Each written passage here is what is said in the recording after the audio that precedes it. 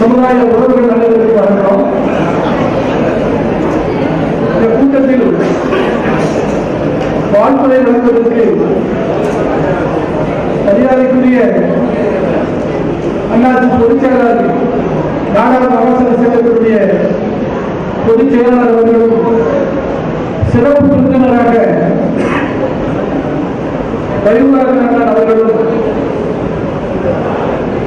K Kamaraj அப்படின்னு நமக்கு உற்சாகம் சுரண்டையை சேர்ந்த அண்ணாச்சி கே காமராஜ் அவர்கள் சமூக செயலர் சமுதாயத்தை பற்றியே சிந்தனை செய்யக்கூடிய அண்ணாச்சி அவர்களையும் அண்ணாச்சி ரத்னசாமி அவர்களையும் வில்லியம்ஸ் அவர்களை மேலே அழைக்கிறோம்.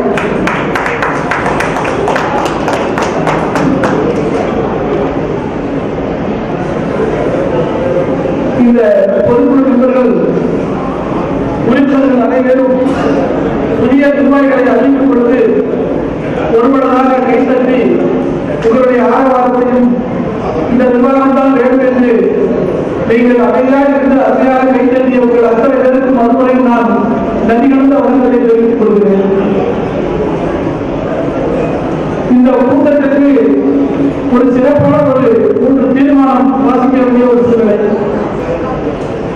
கல்வி தந்தை பெருந்தலைவர் காமராஜர் பற்றியும் நம் சமுதாயத்தை பற்றியும் விரிவாக பேசிய முத்தார் அவர்களை கண்டிக்கின்ற வகையாகவும் அவரை காவல்துறை கைது செய்ய வேண்டும் என்றும் ஒரு தீர்மானம் நிறைவேற்றப்படுகிறது. இப்பொழுது வில்லியம்ஸ் அவர்களுக்கு சொன்னார்கள்.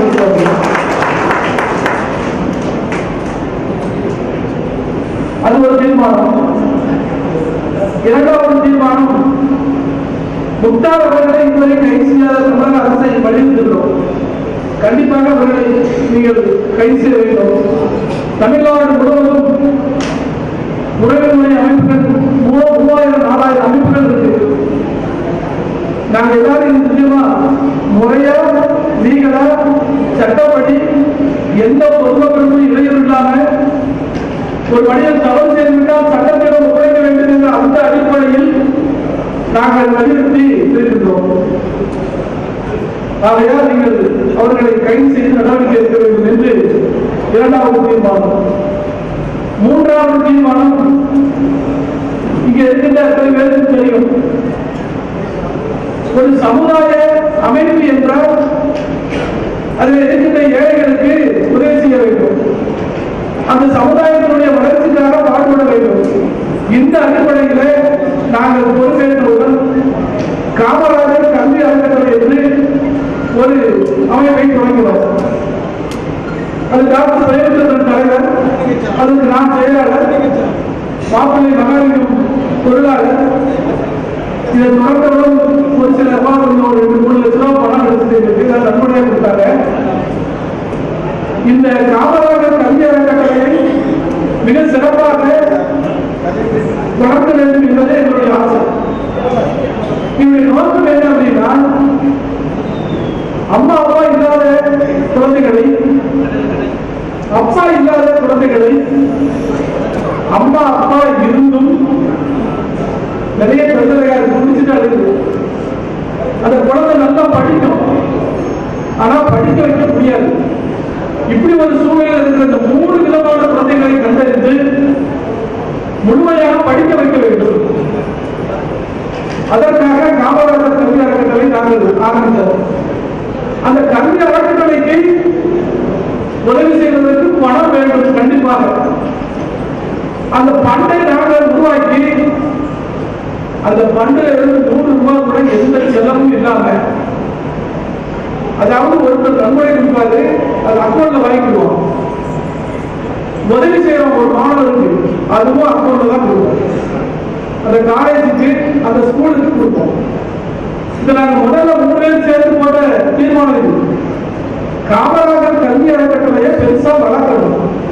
ஆனால் அந்த காமராஜர் கல்வி அறக்கட்டளையிலிருந்து 1 பைசா கூட விழா செலவு, எந்த செலவு இருக்கக்கூடாது. ஒன்லி நம்ம நண்பரை வாங்கணும், மாணவர்கள். இதுதான் இதனுடைய முக்கியமான நோக்கம். ஆகையால் இப்போ அதையும் நாங்கள் வயது தொகையாக 1 கோடி ரூபாய் பணம் வேண்டும். குறைந்தது இந்த ஆண்டுடைய தீர்மானம் இந்த 3 வருஷத்துக்கான ஒரு திட்டம். இந்த காமராஜர் கல்வி அறக்கட்டளைக்கு 1 கோடி ரூபாய் பணம் வேண்டும். எப்படி பெறுவது? உங்களிடம் இருந்துதான் வாங்க வேண்டும். இப்போ போன வாரம் ஆரம்பிக்கும் போதே மில்லியன் கொடுத்தாரு. எல்லாரும் ஆளாளுக்கு பணம் கொடுத்தாங்க. ஒரு 3 லட்சம் ரூபாய் அதை பிரிச்சுட்டு அதை வச்சுதான் உதவி பண்ணோம். இதுதான் இதுல நிறைய பணம் வேணும். பணம் வேணும். பணம் இல்லாம உதவி செய்ய முடியாது. கல்விக்கு உதவி செய்ய முடியாது. அந்த அடிப்படையில் கண்டிப்பா நீங்க அனைவரும் காமராஜர் கல்வி அறக்கட்டளைக்கு தாராளமாக நன்கொடை கொடுக்க வேண்டும். அதை நாங்கள் ரொம்ப டிரான்ஸ்பரண்டா வச்சிருக்கோம். இது நாங்க இல்லாத கூட இது காலங்காலமா இது நடக்குங்கிற ஒரு திட்டத்துக்காக ஏற்படுத்திருக்கோம். இந்த காமராஜர் கல்வி அறக்கட்டளை 1 கோடி ரூபாய் பிரிப்பதற்கு ஒரு தீர்மானம். இந்த காமராஜர் கல்வி அறக்கட்டளை பற்றி இதை வழிநடத்துகின்ற இதை நடத்துகின்ற ராமதாஸ் மாரியப்பன் போன்ற இருவரும் இப்போ காமராஜர் கல்வி அறக்கட்டளை பற்றி அவர்கள் பேசும்பொழுது பேசுவார்கள். நன்றி, வணக்கம்.